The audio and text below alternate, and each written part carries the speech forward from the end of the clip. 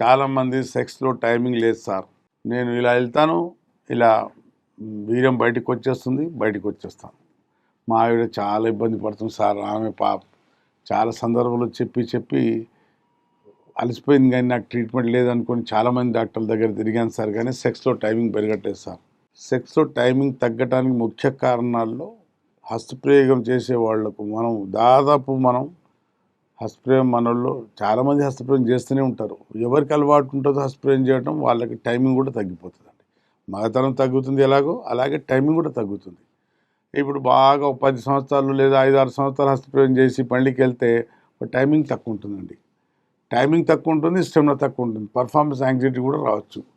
అయితే వాళ్ళకి ఒకటే చెప్తాను, టైమింగ్ ఎందుకు తగ్గుతుందంటే మన బ్రెయిన్లో, మన నరాల మధ్య ఉన్న ఒక కెమికల్ తగ్గిపోయి యూరిన్ వస్తుంది అనుకోండి ఆపుకుంటాం, ఇది వస్తుంది అనుకోండి ఆపుకుంటాం.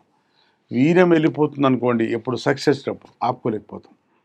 దానికి ముఖ్య కారణం ఏంటంటే ఆ నరాల మధ్య ఉన్న కెమికల్ తగ్గిపోవటం, పట్టుతత్వం తగ్గిపోవటం, ఆ స్టెమినా తగ్గిపోవటం వల్ల మన జననాంగాల చుట్టుపక్కల ఉన్న కండరాలు, నరాలు అన్నీ వీక్ అయిపోవటం వల్ల ఆ పట్టుతత్వం తగ్గి, మన స్టెమినా తగ్గి వీర్యం ఆపుకోలేని స్థితిలో ఉంటాం. అయితే అది హస్తప్రయోగం చేసే వాళ్ళకి ఎక్కువ ఉంటుంది. వేరే కారణాలు కూడా ఉంటాయి దానికి, కానీ చిన్న వయసులో వచ్చింది అదే కారణాలు. యూటీఐ కావచ్చు, ప్రాస్టేట్ కావచ్చు, దాని కారణం కొన్ని ట్యాబ్లెట్స్ కావచ్చు, కొన్ని దీర్ఘకాల వ్యాధులు కూడా కావచ్చు. చాలామంది సెన్సిటివ్ పెనిస్ సమస్య కావచ్చు.